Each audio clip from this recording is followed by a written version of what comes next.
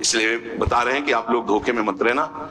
सत्संग का फ्री मिलता है, वो क्या कहते हैं, कूपन, टोकन, कूपन जो भी हो, फ्री मिलता है, एक दिन पहले मिल जाता है। अब वहां 5 लोग खड़े हुए एक परिवार के और ले गए। इसके बाद वो 5 लोगों को 1-1 हजार 2-2 हजार का बेच दिया। अब वो आके सत्संग में बैठने के लिए जब, तो उसकी अवस्था लिखी जाती है और उसका लिंग परिचय की पुल्लिंग है या स्त्रीलिंग है, तो मान लो 5 स्त्रीलिंग लिखे हुए नाम है और उनमें 5 पुरुष आ रहे हैं, अवस्था अलग है, उनका आधार कार्ड अलग है। तो उनसे पूछा गया कि आप कैसे, आपका तो कूपन है नहीं, आपका टोकन तो है नहीं। तो उन्होंने कहा मैंने 1 हजार में खरीदा, मैंने इतने में खरीदा। ये अपराध है, ना सुनने वाले को लाभ मिलेगा और ना बेचने वाले को, दोनों को पाप लगेगा। जब यहाँ नहीं लिया जाता तो कोई भी ऐसी गंदी हरकत करके यहाँ ना बैठे कि हम 2 हजार में खरीद के आ रहे हैं, तुम्हारे को पाप लगेगा।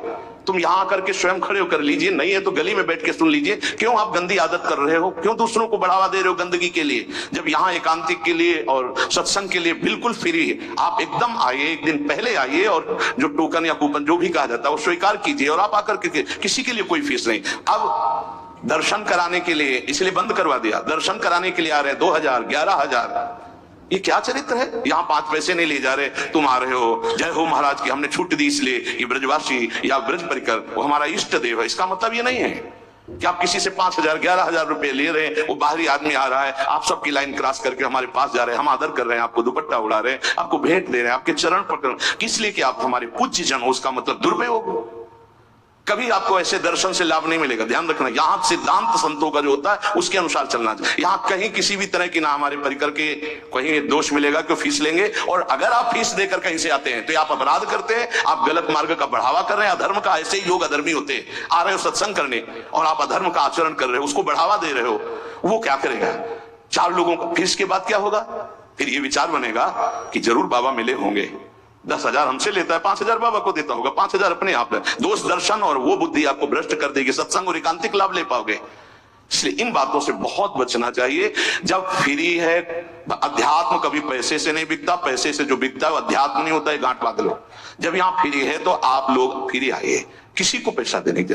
थोड़ा भीड़ होने के कारण आपको हो सकता है कि कम जगह हमारे पास है, वहां अब वहां 20, 25, 30 लोग बैठते हैं, 1 हजार लोग एकांतिक में बैठना चाहते हैं, तो हो सकता है आपको वो ना मिले। तो आप धैर्य पूर्वक रहिएगा, सत्संग में गली में बैठ जाइएगा, खड़े खड़े सुन लीजिएगा, भगवत शब्द है, आपका मंगल करेंगे। लेकिन छल कपट करके पैसे के बल से आप एकांतिक में बैठ जाए, कि आप किसी का दूसरे का कूपन पैसे से खरीद रहे हो, वो बेच रहा है, तो ये छल कपट भगवान की प्राप्ति करेगा, तुम्हारा मंगल होगा? नहीं होगा। पैसा देके तुम उस पदवी को प्राप्त करना चाहते हैं, नहीं, कभी ऐसी गलती ना करें। ये पक्का समझ लेना, सतमार्ग के पथिक कभी ऐसा नहीं करते।